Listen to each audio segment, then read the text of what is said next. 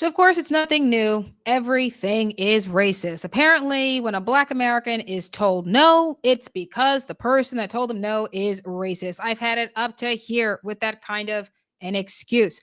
Welcome to another video of Archie's Briefings. I'm Marshall Branch. Subscribe to the video, like this video, share this video, all that good stuff, and definitely get into the comment sections. All right, to this conversation, you guys. This person tells me that the reason why, the reason why they were told no, that they were denied at a bank or for whatever lender. I don't even know what the heck they were trying to go for. I was so stuck on the fact that they thought it was racist. But the reason why they were told no is because the institution itself was racist. That they provide more opportunities to white Americans than they do Black Americans. And of course, it's because it's racist. The reason for the disparity is because it's racist. The evil that is being done to us is because the institution, the individuals are racist. And I'm like, are you kidding me? And of course, it made me think of a video I remember watching. This was a few years ago where this video actually happened. It was a debate that was taking place. It was a Blexit debate. Had a few people on the panel. Brandon Tatum was on this debate. And I just can't even believe, because I was stumped there for a second, but I can't even believe that how many Black Americans actually truly believe this. Because here's the thing. It's one thing to hear it from the pundits, even the YouTubers and the podcasters to say these things. But when you actually hear it in real life, you're like, I can't even believe people said it. I can't even believe this person actually said what they said. I couldn't even believe it was real, that it was actually happening. I'm stuck on it, you guys.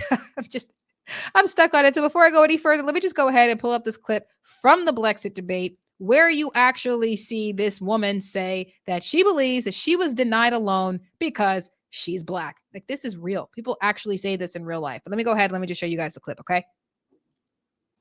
All right, guys. So here's the video. I don't really know this woman's name. I apologize for that. I love this outfit she got on, though. I wouldn't wear pink. That's just my thing. I don't really care for pink unless it's pastel pink. Anyhow, let's just let it rock, okay?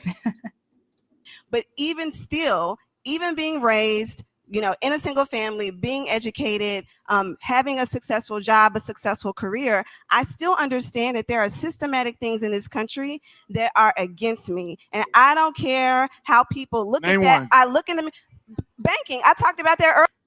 They really believe this, you guys. The ability to... No, for you. For me, I'm saying banking, yes, specifically. So just to give you a real life example, in 2020 during the pandemic, I went to my bank. I have good credit. I've paid back my student loans. I, don't have any outstanding debt to income ratio, and I could not get $60,000. And okay, hang on. Asked my bank, why was I denied a person who has A1 credit, don't have any student loans? I have, 2 or 3 properties. Why am I being denied a $60,000 personal loan? And you know what? Because you're Black? They didn't give me an answer. Well, how do you... Okay, I'm going to leave it there just for a second. There's a few things. Number one, she referenced the DTI. Like I said, I am a debt to income ratio specialist. As a financial coach, that is a number that I use that determines people's actual numbers and circumstances. Sorry, I'm moving the mic around, you guys. This video is just like really getting to me. They really believe this, you guys, that the reason for why that they are denied opportunities from the banks and the lenders is because they are Black individuals, which is what she just said. Now, she says she has a good credit score, which everybody knows about the credit score. Not many people know about the debt to income ratio. Here's a question. How many people on the panel number one knows what that ratio is, knows what that figure is, or even how to calculate it? That's the first thing. Secondly, how many people in the audience knows what that figure is? Because again, everybody knows about the credit score. Nobody knows what the debt to income ratio is. This is a percentage that tells you what your cost of living actually is. Few things that she said there. She said she didn't have an outstanding DTI, debt to income ratio, which tells me she wasn't high risk, but she certainly wasn't low risk either, meaning she's in the moderate risk. I call it yellow alert. I'm a Trekkie. Don't judge me. Okay. Yellow alert, moderate risk, anywhere between 30 to 35%. Okay. You have a great credit score. She has 2 or 3 properties. 2 or 3? Not I have 2 properties. I have 3 properties, 2 or 3. That means you're paying a mortgage on at least one of them. Okay. So you don't have a student loan. Great. Fantastic. Do you own a car? Or are you making monthly payments through a car note? Do you have credit card debt? We don't even know because those questions are not even being answered. And then she was asking for a personal loan of $60,000. If you don't have an outstanding DTI, I would assume you are in the moderate risk of 30 to 35%. You have debt, woman. You have debt. That's what that means. Your debt in ratio to your income, you can manage your debt levels with the income that you have if you don't take on any more debts. That's what this number is telling you. If she were to take on a $60,000 loan on top of a 30 to 35% DTI, you are already going to reach red alert, high risk. Then she went on to say that she asked why wasn't she approved, and they didn't tell her. Understand something? They wouldn't have told you if you were the whitest, straightest man. Okay. They won't tell you. If just out of curiosity, you would like to know what your current financial position is via your debt to income ratio, you go inside of a bank, they're not going to tell you. You go to a lender, they're not going to tell you. The DTI is calculated as a part of their underwriting process, and they're not going to tell you this information. Your credit score is made available for free, right? But what about your debt to income ratio? Do you even know how to calculate it? And you guys, I have said several times, the debt to income ratio is an algebraic equation that determines your current financial position. It is the equation of financial transformation. It is the thing that tells you if you can afford the life you're living at the moment, if you can afford to upgrade your life, and gives you an indication on what you can do so you can actually improve your circumstances. Don't tell me that the only reason why you were told no is because you're a Black woman. They don't tell anybody why you were denied, why you weren't approved. They wouldn't tell you if you were the whitest man. Okay. They would not tell you. They're not telling that to anybody at all. Why it's important for us to get the financial literacy. Number one, you guys, again, I'm just surprised that you even knew what that was, because not many people know. I've spoken to a lot of Black Americans and they don't know what this number is. They don't know how it's calculated, but why they all know what the credit score is. They believe that by improving their credit score, that somehow they are going to fix their financial position. And then they go right on ahead and screw up their financial circumstances all over again. For decades, we've been told about that number, and people still act irresponsibly because debt is the easiest product that anybody can get their hands on. The moment they decided to remove collateral from borrowing money is the moment all hell broke loose when it comes to debt and credit. It's ridiculous. We have proven ourselves to be irresponsible with debt, and not just the consumer, but this is true even of our federal government. We don't know how to handle it. We are irresponsible with it.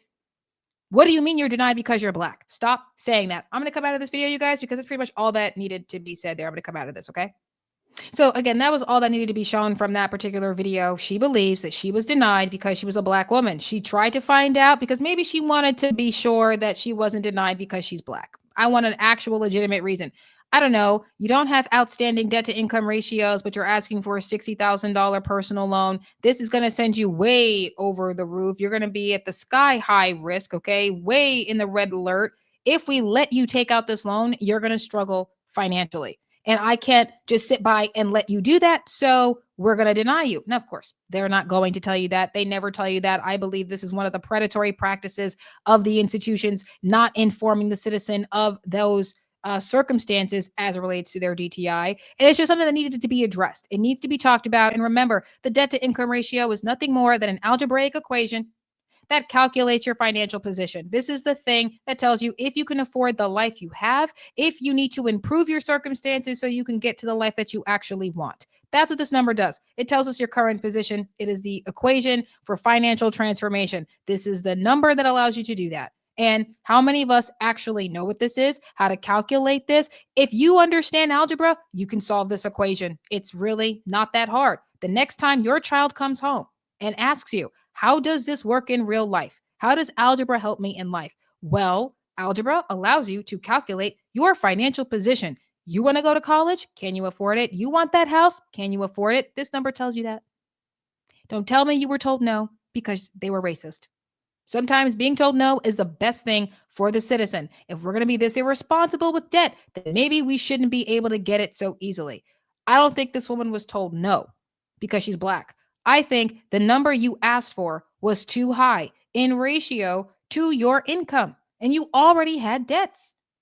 You got to make this make sense. And I get that you were looking for an answer. They didn't tell you what it was, but they wouldn't have told you if you were a white man. So this ain't got nothing to do with race. It's got everything to do with the amount you were asking for, what your income is, how much debt you actually have.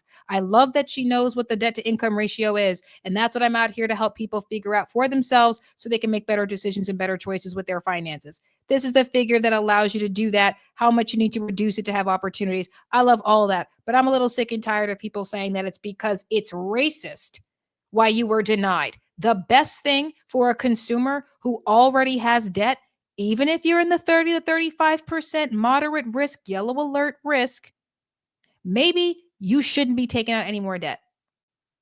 Maybe the number you asked for was too high. Maybe you should just be trying to get yourself out of debt because the scripture does say the borrower is slave to the lender. I've got the Lord's word and I got a dead playwright, both of which are in agreement.